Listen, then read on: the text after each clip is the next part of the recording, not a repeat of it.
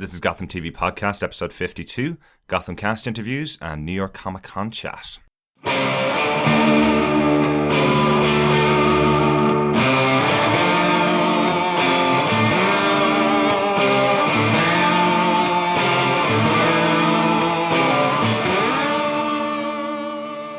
Hey, this is Drew Powell. I play Butch Gilzine on Gotham, and you are listening to Gotham TV Podcast. Welcome back to Gotham TV Podcast. This is episode 52, our Gotham cast interviews and discussion about New York Comic Con 2015. We're very lucky to have the chance to go to New York for the biggest comic convention and TV convention in the US to date, just last weekend. So tons of stuff to talk about in this episode, in between our reviews of Gotham Season 2. I'm one of your hosts, Derek. Hello, I'm one of your other hosts, John. Yeah, and we had the pleasure to chat with the cast of Gotham recently at this weekend's New York Comic Con, which is great fun. John got the chance to sit down with them all, didn't you? Yeah, the roundtable interviews in the press area. We were again very generously invited there by Warner Brothers, so a big shout out to Mark and Holly. Absolutely. Thank you so much for that again. Thank you to the cast, which included Corey Michael Smith, Robin Lord Taylor, Ben McKenzie, and some of the new members like James Frayne, Jessica Lucas, and Erin Richards, and the crew, which included John Stevens, in terms of the answers and their time. They were very generous, so thank you. And it was great to sort of meet them in the flesh, really interesting people, giving some little snippets, little sneak peeks at what their characters are going to do, how maybe the season will unfold. There was Michael Chiklis there. So it was really, really good. And obviously with episode 4 that was aired there very recently, we see that it is a war. He is seeing this as a war. So really interesting set of interviews there. Yeah, definitely. I really, really enjoyed listening to them. I hope our listeners enjoy them as well. Just first up, if you want to make sure you catch all of our episodes, make sure you follow us at gothamtvpodcast.com/iTunes and catch us on iTunes. You can catch us on Stitcher, Player FM, all the other good podcast catchers. Make sure you can send us in your feedback about this episode, about New York Comic Con, and about all of our thoughts for Season 2. Send them into feedback at gothamtvpodcast.com. One word of warning for you about these interviews. As John mentioned, the episode of Gotham that aired in the US, the week these interviews took place was Gotham episode 4, so there are some spoilers about some quite significant pieces that happened during the first 3 to 4 episodes of Gotham. We have seen those episodes, and we will be bringing you our coverage of them in the next couple of weeks as we do our normal coverage of Gotham.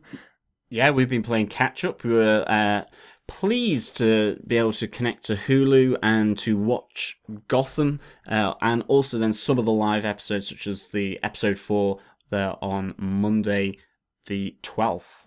The one that introduces Captain Barnes, played obviously by Michael Chiklis. Yeah. Really good.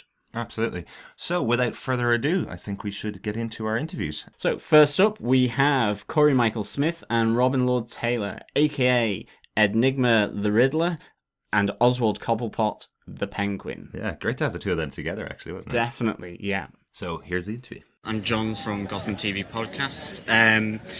How does Enigma's other side develop now that he's let the other side out the box, and what implications might that have for Christine Kringle? Oh, many implications.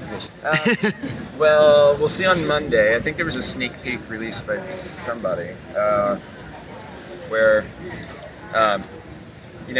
Dark Enigma is essentially the catalyst for Ed to get the things that he wants, which is, attention from Kristen, love from Kristen, a date.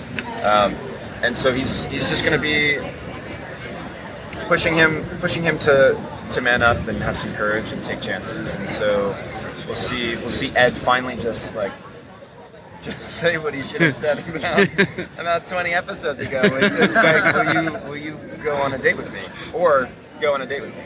Don't even ask, just tell it. Cool. Yeah. Cheers. Thanks. Bye. So what is your relationship going to be? How is that involved? Because we just had a phone with you recently. Right. But you guys are really going to have some moments this season. Can you tell us a little bit about that? Well, I mean, with the rise of the villains, that generally implies that we're all going to start having like interacting with each other. And since we've already met briefly in the first season, we come back into each other's lives in a pretty major, exciting way. In a very exciting way. Yeah. Fate just has it that Edward and Oswald must meet again. Yeah, right. And so we run into each other in a very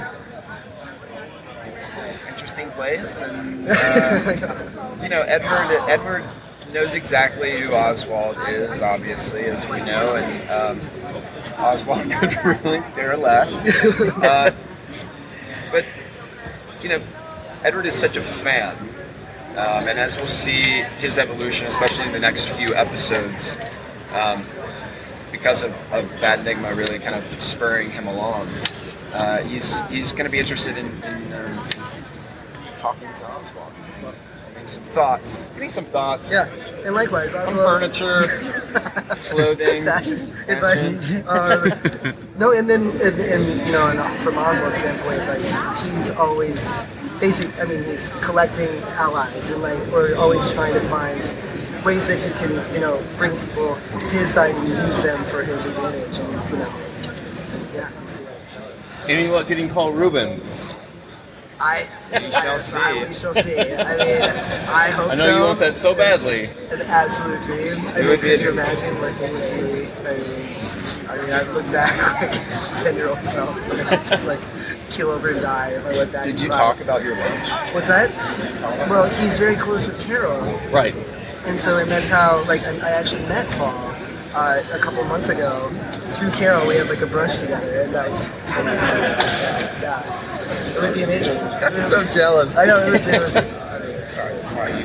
Yeah. Cool. Yeah. Neither of your characters are full-fledged villains yet. They still kind of have both sides to them. So how do you know when to bring the more evil into your more normal lives of the character, and when do you kind of hold back? Well, I think a lot of it is circumstance, and you'll see it play out in storylines. It's a lot of about what Gotham is about how the city influences these people and sort of forms who they are and the choices that they make. And so in terms of becoming, darker characters, more fully fledged, villains that, become less sympathetic, a lot of that, like I said, is circumstances driving these characters to become, they have no choice but to become darker and more ruthless to survive in the city. So yeah, it's a lot of it is just, what happens in their lives. And I personally, Edward is. There's this really exciting thing happening for me, which is a tug of war by the same character, as you said, pulling him, and having made Edward a bit of a brighter character, really joyful, gleeful. I have this other part now that's pulling him down, his feet are on the ground, and this was unleashed because he took this drug of killing someone. It's he knows it's terrible for him, but it was amazing. It's amazing, and he's listening to this other part of himself. But it's all in the writing. They give us hints of what they need and what they want, and we get to kind of choose the tactics in which they get there. Sometimes you gotta lie, and sometimes lying is fun. Sometimes you have to hurt somebody, and sometimes that is fun. Only in make-believe. Thank you so much, guys. Thanks, guys. Cheers, thank you. Talking to you all. Thank you. Have a good one. So really hope you enjoyed those interviews there with Robin Lord Taylor and Corey Michael Smith. It's really interesting to see that Corey Michael Smith is absolutely loving playing that dual personality of Enigma and the Riddler, and that he should have asked Christine Kringle out about 20 episodes ago. We are, of course, going to agree with that. And it'll be great to see how that moves forward. And it's nice to hear the nervousness in Robin Lord Taylor's voice when he talks about Oswald Cobblepot getting slightly creeped out by these new villains, these crazier, weirder villains than he is. So really good set of interviews. Absolutely, I really enjoyed that. One point to note, you may have noticed from the interview that there was a question posed to Robin about the appearance of one Mr. Paul Rubens. formerly Oswald Cobblepot's dad in Batman Returns. What basically seems to have happened is that question was posed during the roundtable interviews, and about an hour later the panel took place where Robin did in fact announce that Paul Reubens will be joining the cast of Gotham to reprise his role from Batman Returns as Oswald Cobblepot's dad. He was genuinely over the moon when he made this announcement. He was really excited about it. I think he mentioned in the interview last year when we spoke to him that Batman Returns was the one movie of the Batman franchise he was watching every day after school as a kid. He loved the idea of getting Paul Reubens or potentially Danny DeVito on board for Gotham, so he's got to achieve one of those goals anyway. Yeah, the full set is there now. The amazing Carol Kane as his mum, Gertrude Cobblepot, and now Paul Reubens as his daddy Cobblepot. Yeah. With Oswald. And having watched episode 4, his dad must be returning to help save the day with Oswald. So remember, try not to spoil here. Get out and watch episode 4 to see exactly why Oswald is in a pickle. And with that, on to the next set of interviews, which comprises of executive producer and episode writer John Stevens. He's done such episodes as Balloon Man and episode 4 from season 2, Strike Force. And of course, we're introduced and are pleased to welcome Michael Chiklis as Captain Nathaniel Barnes, also known from his roles as The Thing in Fantastic Four, the original 2. Mm-hmm. Yeah, absolutely. He's also in the TV show The Shield for many years and was the commish as well in that TV show. So great to have Michael Chiklis on board. A really nice guy by the sounds of your interviews with him. Yeah, absolutely. Yeah. Here you go. How are you guys? Fantastic. Cool. Well, Michael, you're joining the show this season as a new captain. Can you tell us a little bit about what your relationship with Jim is going to be this season?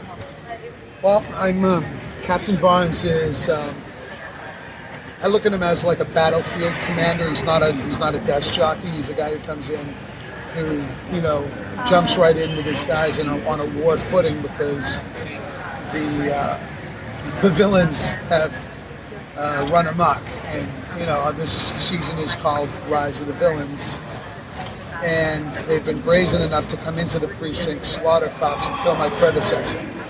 So I come in as both mentor to Ben's character, and also I'm worried for the kid because he's getting into that brand of law enforcement, that ends justifies the means brand of law enforcement that my character is absolutely adamantly against. And you find out why down the line, which is really interesting. You find out that certain things in his past inform the reasons that he's so adamantly against breaking the law in order to achieve the law.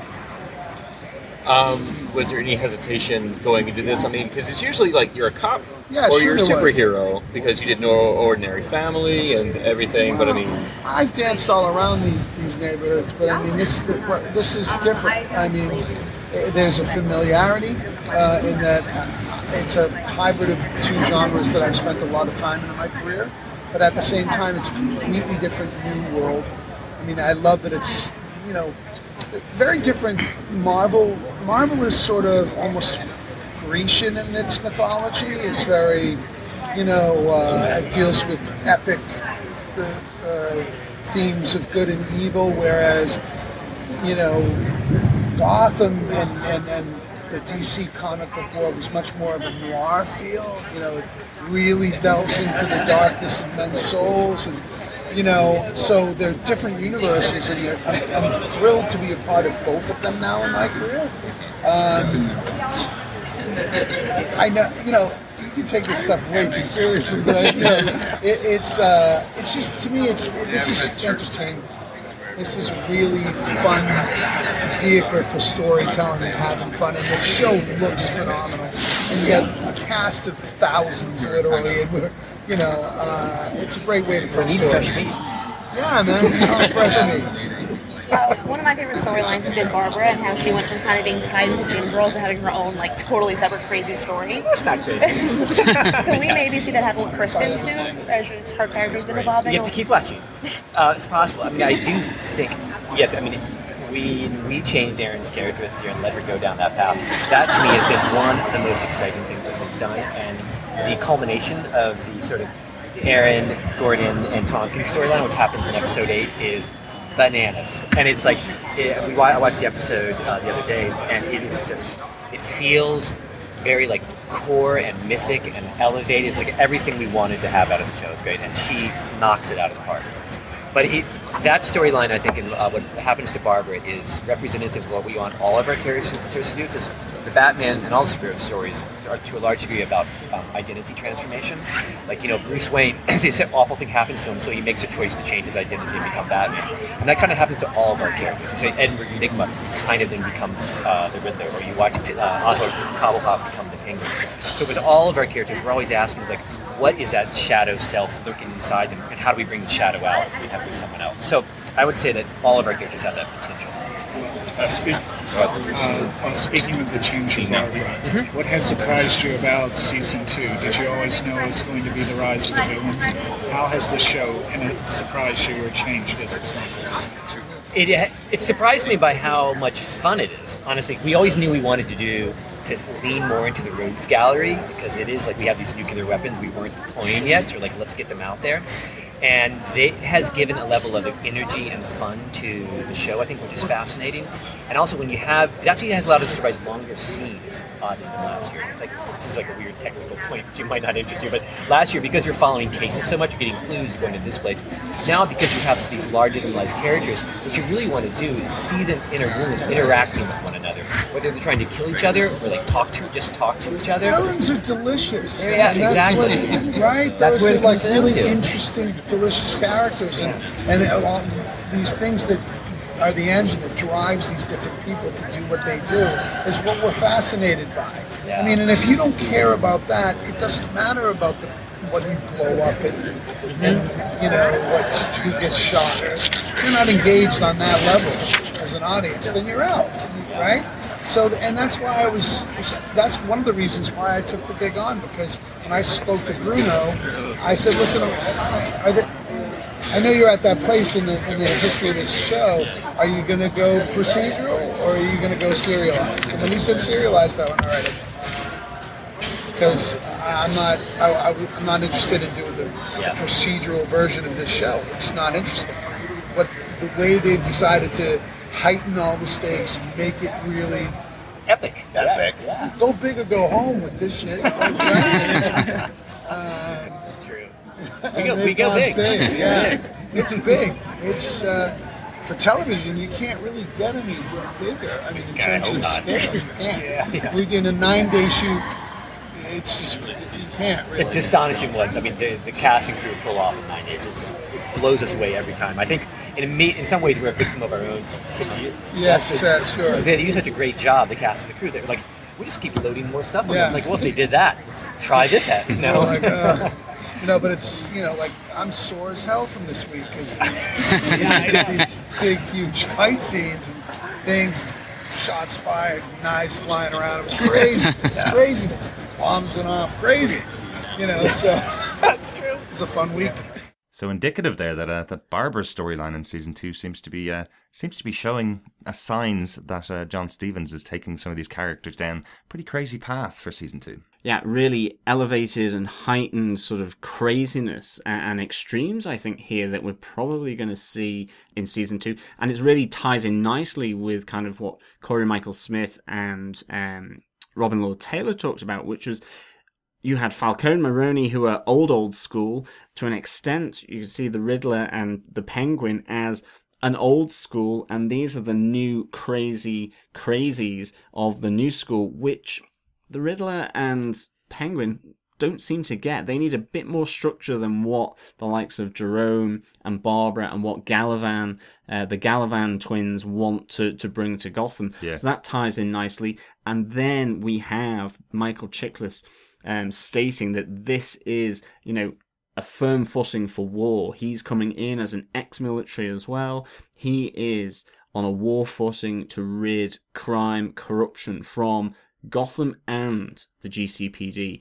And he wants to be an ally of Jim, and he goes down that route of being his ally and mentor as well. Yeah, really exciting to see that Jim's going to have someone at his side now after all the times he's been fighting on his own, fighting even with his partner Harvey all the way through season 1 to keep him on side. It's nice that he's going to have somebody hopefully at his back for the rest of season 2.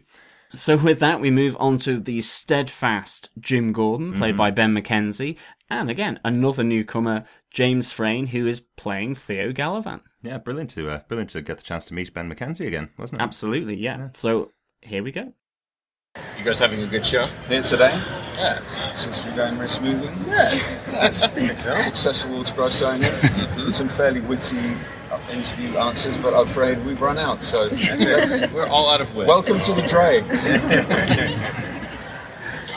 Well, something I think is interesting about Theo is that most other villains in the show are really like in your face about how evil they are, but he chose to do this kind of like long con fake hero role. So how do you think that plays into his bigger plan? It is his bigger plan. It is a rogue billionaire who is obviously narcissistic but at least has a strong point of view, feels like a valid hero for a city on the brink of collapse, and so that's a very obvious, meaningful play to him, because it means he can get close to the real power players at the heart of things, Jim and Bruce Wayne. So that's his plan, to come in and seduce everyone, and then stick it. That's right, and he's doing so. He's starting to. And what's nice about season 2 is that we're spooling out longer forms of storytelling, where we have full serialization, and we can really build these arcs so that, by the time Jim hasn't even figured out that Theo's up to no good, but by the time he does, how does he dismantle Theo? He can't just go straight at him. Theo's far and away the most complicated and sophisticated of the villains that he's faced up to this point. And so it becomes a real clash of the titans, if you will, amongst the two of them, with some really big repercussions for Gotham. How's Jim dealing with the chaos that's happened in the first 3 episodes? Like personally, with with Barbara trying to attack his girlfriend. He's holding it together barely, but I think he's starting to fray a little bit under the pressure, and he's certainly wearing the guilt of what he's already done at the beginning of the season, having killed a man to collect a debt on behalf of Penguin in order to get his job back. He's starting to see that he's becoming a little unhinged, and that's only going to continue as he discovers what Gallivant's up to and tries to put a stop to it. So it's a nice shift. It's a really sort of aggressive gear shift here in season 2, and we keep our foot on the gas. We don't really let off. I'm using as many metaphors as I can. Well, you're a metaphor. Thank you.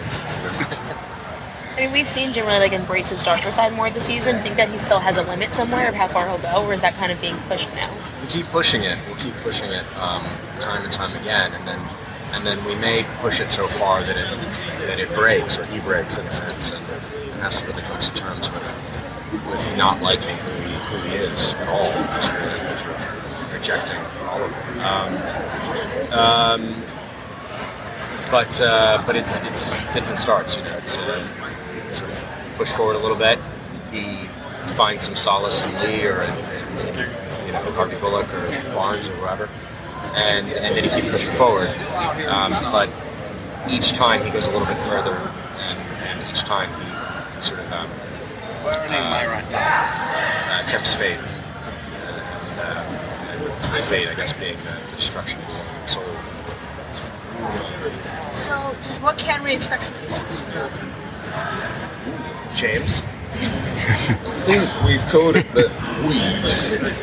the writers have called it the rise of the villains because we're going to transition from a world quite like our own into a kind of chaotic space where you can accept there are supervillains who have these larger than real life personalities. That's sort of the goal, I think, of season 2, to really show the rise of the villains from a corrupt environment into a really quite insane. Do you feel like you're going to bring back any more criminal organizations or like the mob out of the way kind of? With the criminals? No, I mean, I think what we're telling is the old Gotham was the crime families. The crime families had an interest in law and order in the sense of the only way to do the business is if things are relatively, everyone understands what the game is. Once they go away and we're dispatched at the end of season 1, there's a power vacuum. Penguin steps into that. But there's also an ability for someone like Theo to come in and burn things to the ground. And in that anarchy, all of these super personas are created. People start dressing up in various costumes, and that anarchy is the pervasive element. The crime families can't ever regain their foothold because it's anarchy.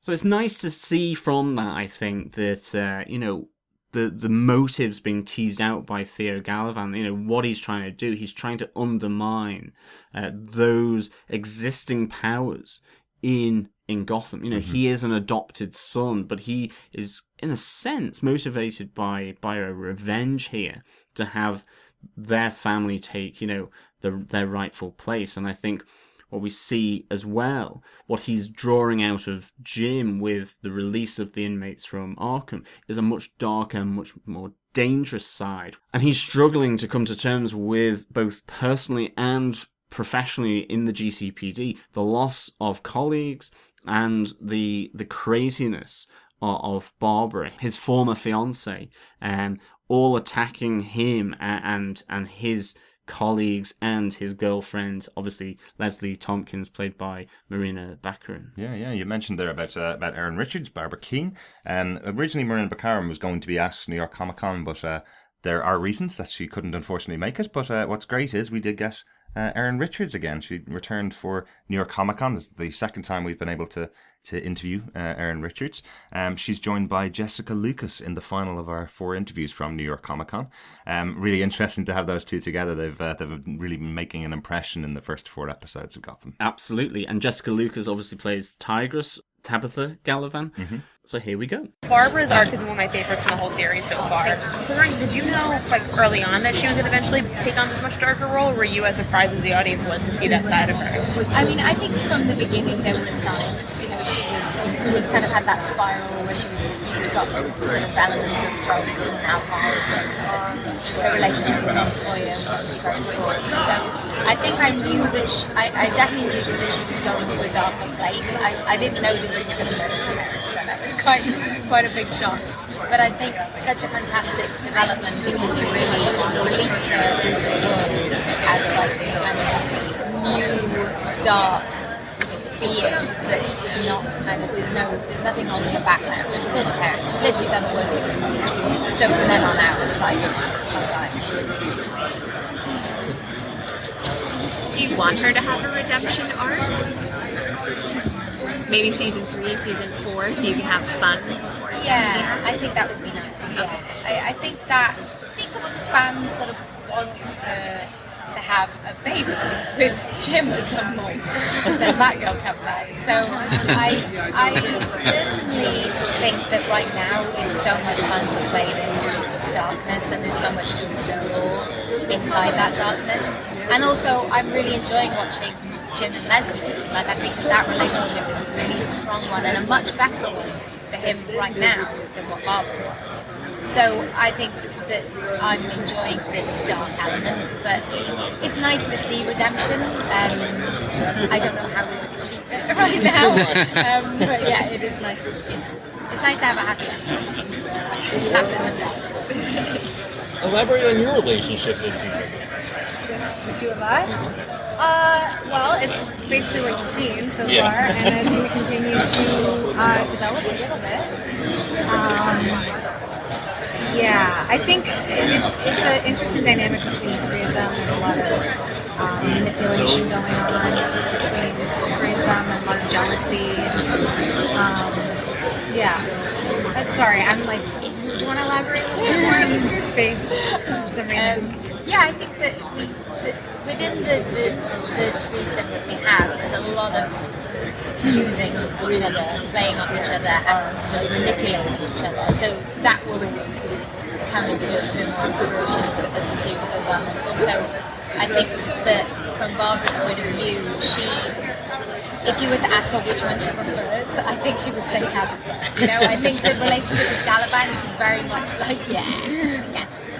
So I think she's like, with Galavan, it's like, she knows who he is, she knows his weaknesses, she'll use them, and she would kill him immediately. I think with Tabitha, there's a bit more intrigue, you know, she's like, what is this kind of, especially if we're talking about her coming into this world as like a new being, which I'm sort of playing, is that she's been reborn as this new dark Barbara, and then she's like, oh, what is this dark thing over here, this naughty Tabitha, like how can I kind of take things from her and also use her but then maybe learn, and you know, I think there's a bit more respect there potentially than there is with the Galavan, so it's an interesting dynamic because then, you know, you guys have your own thing going on, however Tabitha feels about Barbara, you know, it's like loads of different levels. Well, you have a leather whip and a cat motif. Yeah. Is someone going to be inspired by that? I don't know. What would ever make you think that? Sure. There was a conscious thought put into the look and how it was going to relate to somebody else. Right. Very famous. Yeah. That was done. Kitty.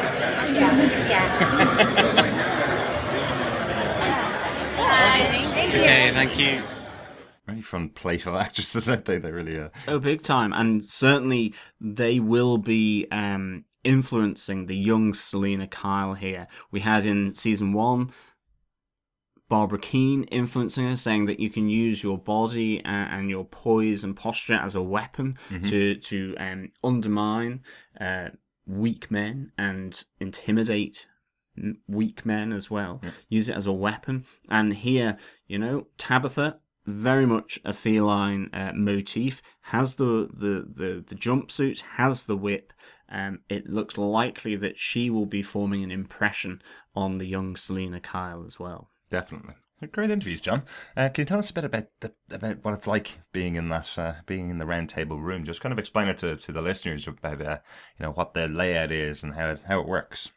Yeah, I mean, basically everyone is waiting in the press area and you have to sign in, and then you're taken to a smaller room which is enclosed off with sort of boards like you would get, say, that split up an office. Right. But actually the whole area is incredibly open because the Javits Centre itself is like a huge greenhouse. That's huge. It's really cavernous. I mean, one of the people sat at my table was like, this building was designed by the government as an experiment.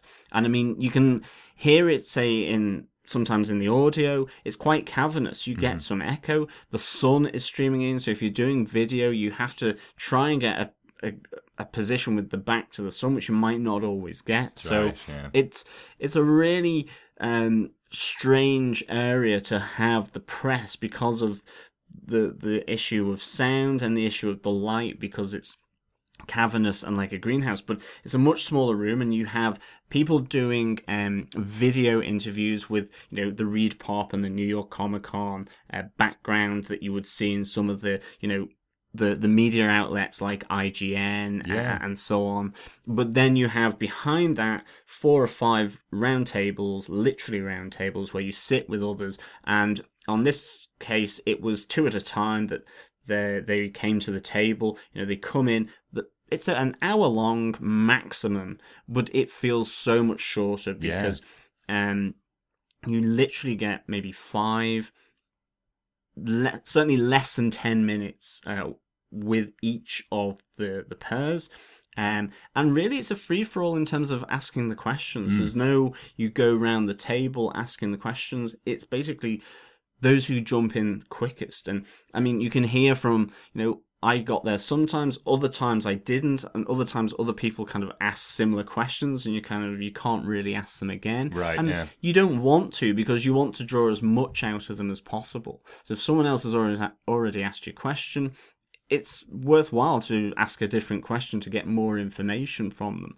So, you know, and there's a few little moments of downtime whilst you're waiting for them to move from one table to another and so on. But it's a really interesting experience. And I mean, again, I just really want to thank Holly and Mark for their generosity in asking us again to attend the round table and to be a part of that experience. It's a really interesting experience, and of course it's great to get to meet these people. I mean, there is part of me, this is the first time I interviewed Corey Michael Smith. I was slightly in awe, because I really like his character. Yeah. He is great, and he's like going, oh my goodness, there's the guy who plays Enigma Riddler, and you're kind of like going, yeah, jaw drop. And it's the same as in Michael Chiklis. I mean, I know him from the Fantastic Four movies. For me, he's a really big actor. I'm like going, wow, So there is a bit of that as well. And even James Frain, he was in True Blood.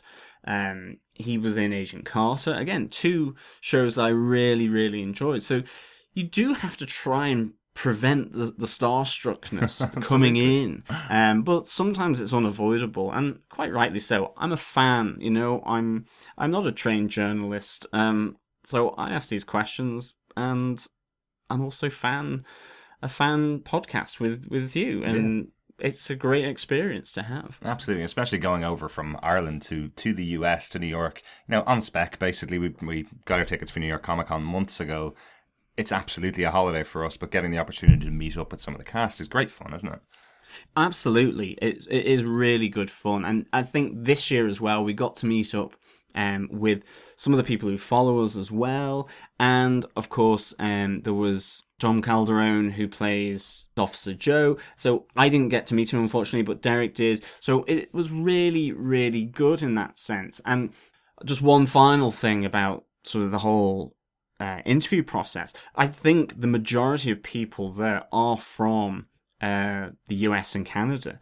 I really didn't hear too many other, say, UK or Irish accents there. I might be wrong, but it is dominated by, obviously, the media outlets in North America, I think. Absolutely. Definitely. Yeah, absolutely.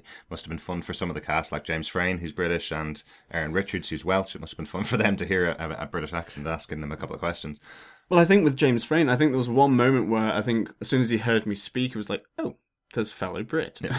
That kind of thing. So, I mean, it was kind of catch it in his eyes maybe to an extent. Yeah, absolutely. You did mention there that luckily for us getting to meet some of our listeners while we were there. A quick shout out to Ricky Valez, who finally got to meet. She's been following us on Twitter for about a year now. We've been talking back and forth for ages and never got to meet her. A really lucky opportunity to meet herself. Her mom and Tom Calderone, who John mentioned plays, is a background actor in the GCPD. If you follow us on Twitter, you'll have seen some photographs of him from the Comic-Con, and also we've constantly been playing a game of Spot Cop Joe throughout season 1 and now into season 2. So really good to meet up with those guys. They're really good fun on Twitter, and really nice to see. Really good opportunity to meet them while John was off meeting the cast. Ricky also had the chance to go to the autograph area. I tried to get to that, but the queue was massive for the signatures of the cast of DC Legends of Tomorrow, of Supergirl, and of Gotham. All the cast that John met were all there doing signatures, but the queues were phenomenally big, and I just couldn't spend the time on the final day of Comic-Con in the queue. But Ricky had a great opportunity. He's a huge Riddler fan, was dressed up as the Riddler, had a fantastic costume on, got the chance to meet Corey Michael Smith, got to shake his hand, got to get a photograph with him, and got to ask a question at the Gotham panel, where he remembered her and said hi to her from the stage, which was really exciting for her. So I just want to give a quick shout out to the two of them. That was really enjoyable meeting both of them. Yeah, and of course the panel then was the big Warner Brother TV takeover, where we had everyone who I interviewed out on the panel after a 2 to 3 minute sizzle reel from everything that's happened so far in season 2 of Gotham, from some of the big highs, but also then on the introduction of Captain Barnes and everything else in between. Absolutely. I think my favourite moment though was Aaron Richards recommending that since Tabitha likes to wear black leather, that potentially James Frain's character, her brother, would eventually also be dressed in black leather. She seemed to be genuinely excited about it. One thing I will say from the panel, definitely, and from the interview, really, is seeing the change in Erin Richards from last year when we were interviewing her. Nobody really seen much of her on the show.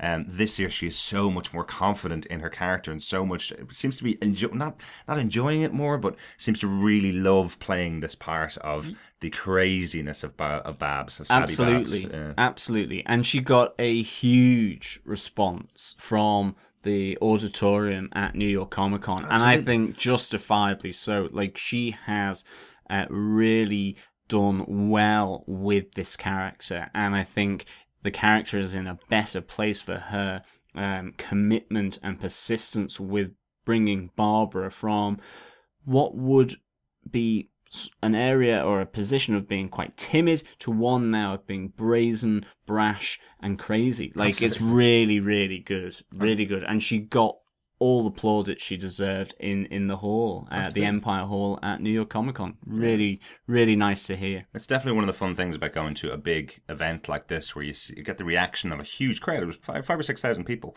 Get the reaction of a huge crowd to characters, whereas when you're sitting at home watching on TV, you obviously clearly only have your opinion. That's what we podcast about, obviously. But hearing the reaction of the audience to some of these actors, it definitely is interesting seeing how some characters are perceived.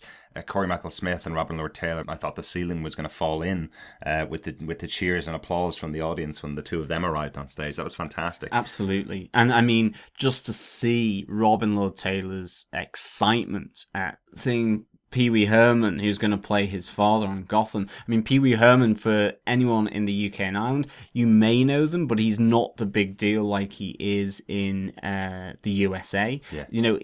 He's probably known because he played Oswald's father in Batman Returns. Yeah, but he did have a film that was released over here, which was directed by Tim Burton, I believe, where he got the part in Batman Returns. There was PB's Big Adventure. I certainly remember that from when I was a kid. But we definitely didn't get his weekly TV show. We didn't get the other TV movies that he did. Incidentally, John, an interesting one to tie up our last interview. Drew Powell was actually in a Pee Wee Herman TV special. Drew Powell played a part in the I think it was called Pee Wee on Broadway, I think is the name of the TV special. So quite interesting that Drew Powell also worked with Paul Rubens in the past, and now he's going to be playing Oswald's dad. So there's going to be another little meet up in Gotham of those two actors. Absolutely. It's good fun. Yeah. It's good fun. But that's all we've got on the Gotham part of our DC coverage here. But there was a whole huge amount of other stuff that we want to run through with you as well. In particular, the TV preview screenings that were held on the Thursday, on the first day of New York Comic Con, and it had Supergirl, our first look at Supergirl, episode 1, and also the pilot episode for Lucifer, which has Tom Ellis, who over here in Ireland and the UK is really well known for being in the Miranda sitcom. That's right. And it was really good to see him come and move on from that into a really witty, edgy, dark, sexy kind of look that I'm really looking forward to seeing. I have to say, Lucifer, for me, looked to be good fun, and I can't wait to see that. Yeah, definitely. Lucifer is based on a character created by Neil Gaiman in the Sandman comic books. Most people know who Lucifer really is. Obviously, it is the devil. It's been getting a lot of quite negative press in the US from some right-wing groups who don't want a TV show called Lucifer. But it is fundamentally based on a comic book character, which is really interesting. The show itself, we saw the full pilot on the previous screening night. It's not out until 2016, I believe, January 2016. I was fascinated to see the show because it's very different from what we've seen on TV. Maybe has some semblance to Constantine, but it's much more accessible, I think, to most people. It's based in LA, so it's not based in a fictional city like all the other Warner Brothers programs. And yeah, Tom Ellis is definitely a standout in that show. Really good to see, this character who can manipulate people's minds at a whim and how he uses it within the pilot episode. Really excited to see how it gets taken up. Yeah, but I mean, he still is Lucifer. He is the devil. He's just not playing to the script that God is providing that he doesn't want to be in hell. He wants to be on Earth, and he is still mischievous. He's still got his dark and threatening elements to him, but he's also, to an extent, in a twisted way, does have some kind of notion of justice from what I got from this first episode. Yes, I certainly So wouldn't. it's Lucifer, but a different form of Lucifer, but he is the Lucifer that we all know that would be in Supernatural. It's just that he's come up from below the ground and is now living happily in LA, indulging in all that decadence that you have in Hollywood and Los Angeles. Yeah, it's definitely a very different show, and definitely a much more adult show than than certainly the WB programming that's been out there, like Arrow and Flash and Supergirl, which we'll talk about as well. So we saw the Supergirl pilot that's due to air in the US this month. Interesting pilot. Definitely felt like Flash and Arrow, if you like those shows, definitely similar type to that. A little bit of a bigger scale. Obviously, we get to see the new James Olsen in Supergirl, which was quite interesting. Seeing that character Jimmy Olsen being reinvented for the new kind of versions of TV. He's not the old. He's definitely not the old weedy, nerdy kid that ran around with Clark Kent. This is a very different version. Oh yeah, very different. I got to see the panel for Supergirl on Sunday, which had the actor who plays James Olsen and the showrunner for Supergirl. And what they specifically talked about was that half the writers' room for this show are female, so they will be writing a lot of the characters from a female perspective, and they are able to write that, obviously. But what they're saying is the show is absolutely not just for girls; it's for everybody who's into action, which includes men and women.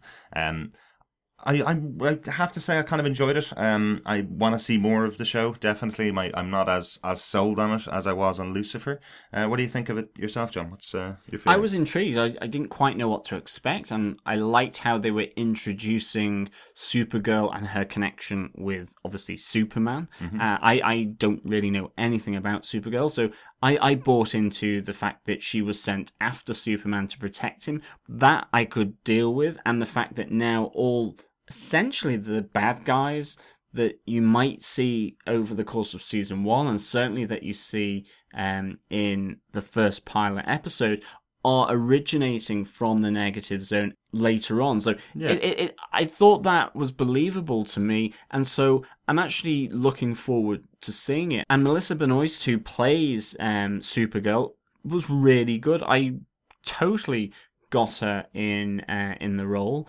And we've got the intrigue then of the agency of the US government being involved. All really, really good, I thought, and something that I would certainly want to see more of before I decide whether I really like it or really don't like it. At this moment, I definitely bought into it, and I would certainly give it a chance. And I did like it. I liked the episode. Yeah, and the good news for us Europeans is that Sky One have announced that they have bought the rights to that, so that will be their third Warner Brothers show, along with Flash and Arrow, and now Supergirl joining the lineup on Sky One over here in the UK and Ireland. The one thing that gives me a little bit of pause about the show, I must say, is it's obviously built for a much bigger network in the US. CBS are broadcasting it, which is much bigger than the channel that has Arrow and Flash. So it's looking for much bigger ratings, which means it has to be a bit more broad than Flash and Arrow. It means it can't have characters like Gorilla Grodd showing up in the background just for a bit of a joke for comic book fans. It has to be a bit more broad. The producer of the show, or the showrunner for the show, specifically said that what they're looking to set up is a show that has a villain of the week every week, and we know how that worked out for Gotham in the first season. So it does give me a little bit of pause, but I am interested to see how the show itself goes. Yeah, and staying with the DC universe, one other aspect that we had was the 30th anniversary of The Dark Knight, and the introduction of The Dark Knight Volume 3 panel that was there, which had Brian Azzarello, Frank Miller, and Jim Lee, amongst other luminaries. Obviously, Frank Miller and Brian Azzarello are doing the story. The artwork is done by Andy Kubert, with Klaus, who was involved with Frank Miller on the original two, The Dark Knight and The Dark Knight Returns. They are involved with the artwork and the inking. So really, really interesting panel. The artwork immediately looked like it was from The Dark Knight. Absolutely. Really had the imprint of Frank Miller. Andy Kubert was saying, and Brian Azzarello, just they had the weight of that seminal graphic novel. They did feel it whilst they were writing it, but doing it in collaboration with the original writer and artist behind that helped so much. And there's some nice little spin-off comics as well that will be included in the releases of this publication. They'll all be set in the Dark Knight universe, and they will include the Atom, Flash, and Arrow, with the hope that they will spin out into their own stories within that world, which is really, really good. So if you're a comic book fan, if you're a Dark Knight fan, if you're a Frank Miller fan, you should be really getting excited for this because it looked really, really cool. It certainly did, and what a pleasure to have Frank Miller in the room. It was a real kind of surprise for everybody that he was turning up. I think the audience reaction to it was huge. He was unfortunately very, very sick last year, leading to rumours that that's the reason why he didn't actually write most of The Dark Knight. I encourage you, I think the actual full panel is being released this week. I encourage you to go and have a look at it. It's over on DC All Access, I believe. They'll be releasing the full panel. I encourage you to go and watch it. Frank Miller is fantastic in the interview, in the way that he doesn't take the DC line of questioning. He very much talks about this book the way he wanted to. He doesn't answer the questions the way you would expect someone who works for DC. It's very much about the fact that he gave some lead for Brian Azzarello, but this is Brian Azzarello's book. He's playing with Frank Miller's toys that he created in the DC world, and he gives full respect to Brian Azzarello, and I thought that was really interesting. And just to your point as well, the one question that came from the audience that I felt very sorry for, the guy who come all the way over from Ireland to ask a question of Frank Miller and Brian Azzarello, he asked the question, since you're setting up a Dark Knight universe, does this mean there's going to be more comics coming in that universe in the future? And the response he got was, well, duh, obviously. Felt really sorry for that poor guy who lined up to ask a question of what genuinely, I'm sure, are just like ourselves, are big heroes for him, and got a bit of a sharp response from Brian. Yeah. It was, we're in the business of making money kind of thing, but it looks like a really interesting book. I'm excited to see it. So Dark Knight 3: The Master Race, first issue's coming out in about a month's time, I believe. Yeah, and I mean, I think leave you with the thought that Frank Miller said he got to play with DC's toy box, and now Brian Azzarello has got to play with Frank Miller's version of DC's play box. So really cool.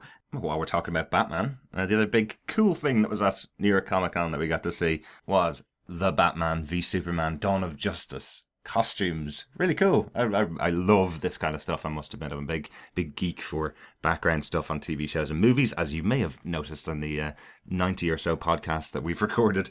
So we got to see the Batman v Superman costumes up close and personal.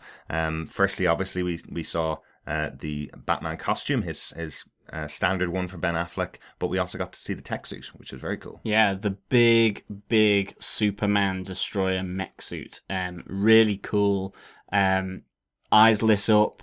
And to be honest, Superman is going to have some problems trying to take that down. Yeah, definitely. But it's really cool definitely seeing it up close as well, because you can see this fits over the top of Batman's standard costume. You can definitely see the way it's positioned, the way it's built. Really, really cool. But we also got to see the Wonder Woman costume, and what really struck me about that was from all the photographs I've seen in the past, and most of them are taken through glass cases like the ones we were taking. But what I've missed, I suppose, is the color that's in there in the Wonder Woman costume. There's definitely the standard blue and red in there that you'd expect. It's definitely her lasso is definitely golden. It's very difficult to see unless you could crack open that glass and take a photograph. It would be very difficult to get that into a photograph.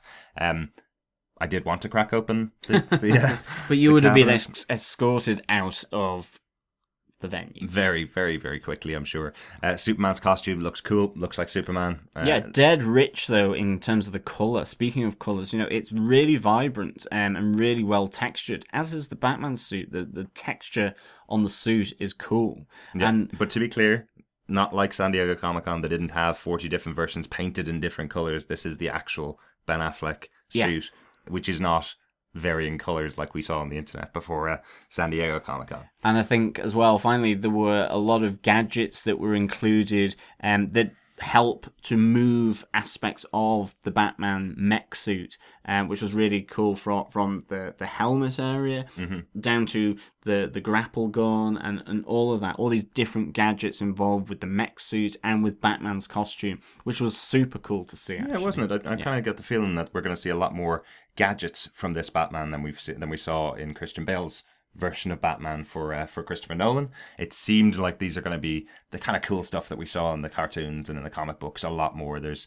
things like the sticky bombs and some batarangs in there, that kind of stuff. Really, really fun to see. And those photographs are up on our Facebook page on Gotham TV Podcast on Facebook. You can see them on there.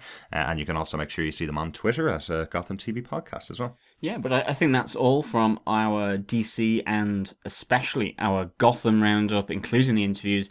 Remember to listen to our podcast on the hit show Gotham.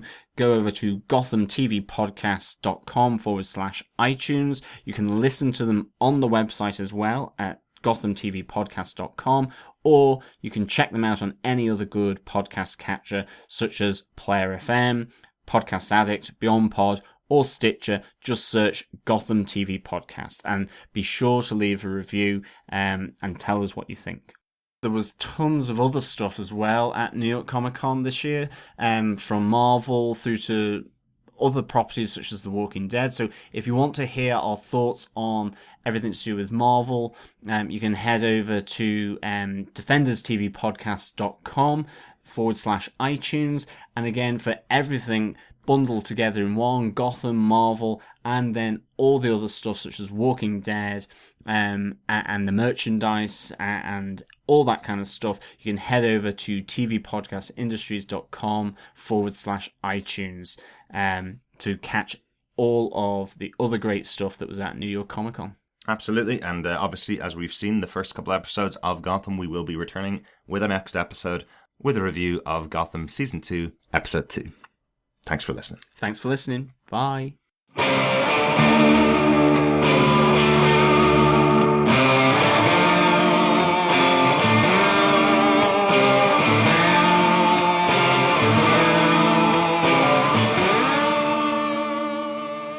Thanks for being a Butch supporter. Butch loves you, baby.